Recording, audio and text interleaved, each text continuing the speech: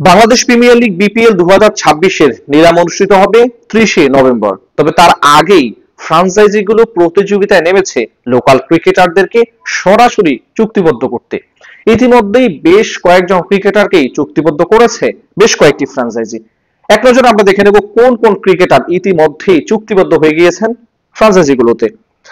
যেখানে মেহেদী হাসান মিরাজ, যাকে সর্বপ্রথম সাইনিং করিয়েছে সিলেট টাইটান্স। প্রথমবারের মতো বিপিএল এ অংশ নেওয়া এই দলটা শুরুতে মেহেদী হাসান মিরাজকে তারা তাদের দলে ভিড়িয়েছে সরাসরি চুক্তিতে। এরপর মোস্তাফিজুর রহমান, বাংলাদেশের সেরা এই পেস বোলারকে সরাসরি চুক্তিতে দলে ভিড়িয়েছে রংপুর রাইডার্স।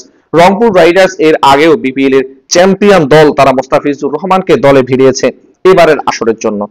তাসকিন আহমেদকে দলে বেরিয়েছে ঢাকা ক্যাপিটালস। শাকিব খানের ঢাকা ক্যাপিটালসের প্রথম পছন্দ তাসকিন আহমেদ, সরাসরি চুক্তিতে তাকে দলে বেরিয়েছে দলটি।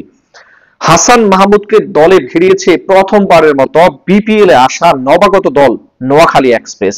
দেশ ট্রাভেলস তারা এবারের মালিকানায় নোয়াখালী এক্সপ্রেস এবার বিপিএল অংশ নিচ্ছে। বেশ কয়েকজন ক্রিকেটারকেই তারা অন্তর্ভুক্ত করেছে, যার মধ্যে প্রথম নামটি তারা রেখেছে হাসান মাহমুদ। এই পেস বোলারকে তারা সরাসরি চুক্তিতে দলভুক্ত করেছে। নুরুল হাসান সোহানকে দলভুক্ত করেছে রংপুর রাইডার্স। আমরা জানি রংপুর রাইডার্সে নুরুল হাসান সোহান এর আগেও খেলেছেন গ্লোবাল সুপার লিগে, রংপুর রাইডার্স এর হয়ে তিনি খেলেছেন। এর আগের আসরেও তিনি রংপুর রাইডার্স এর হয়ে খেলেছেন। তানভীর ইসলাম এবং শেখ মেহেদী হাসান, এই দুজন ক্রিকেটারকে তারা দলভুক্ত করেছে। তানভীর এবং শেখ মেহেদী এই দুজনকে নিয়েছে চট্টগ্রাম রয়্যালস। সাইফ হাসানকে ভিড়িয়েছে ঢাকা ক্যাপিটালস। আমরা জানি সাইফ হাসান এর আগের আসরেও খেলেছেন রংপুর রাইডার্সে, কিন্তু রংপুর রাইডার্স এবার তাকে ছেড়ে দিয়েছে এবং তাকে লুফে নিয়েছে ঢাকা ক্যাপিটালস। সাইফ হাসান সাম্প্রতিক সময়ে টি-20 ক্রিকেটে দুর্দান্ত খেলছেন, সেই জন্যই আসলে ঢাকা ক্যাপিটালস তাকে দলে ভিড়িয়েছে। নাসুম আহমেদকে দলে ভিড়িয়েছে সিলেট টাইটান্স। সিলেট টাইটান্স তারা নাসুম আহমেদকে সরাসরি চুক্তিতে দলে নিয়েছে। সৌম্য সরকারকে দলে ভিড়িয়েছে নোয়াখালী এক্সপ্রেস। প্রথমবারের মতো সৌম্য সরকার নবাগত এই দলটিতে খেলবেন। সাথে তানজিদ হাসান তামিমকে দলে ভিড়িয়েছে রাজশাহী ওয়ারিয়র্স। প্রথমবারের মতো বিপিএল অংশ নেওয়া রাজশাহী ওয়ারিয়র্স তারা বাংলাদেশের এই ওপেনিং ব্যাটসম্যানকে সরাসরি চুক্তিতে দলবদ্ধ করেছে।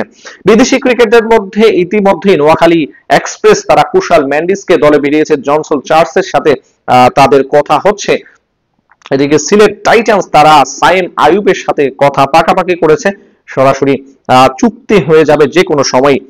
অপরদিকে ঢাকা ক্যাপিটালসও বেশ কয়েকজন বিদেশি ক্রিকেটারের সাথে ইতিমধ্যেই নিলামের আগেই চুক্তির কথাটা সেরে নিচ্ছেন। খুব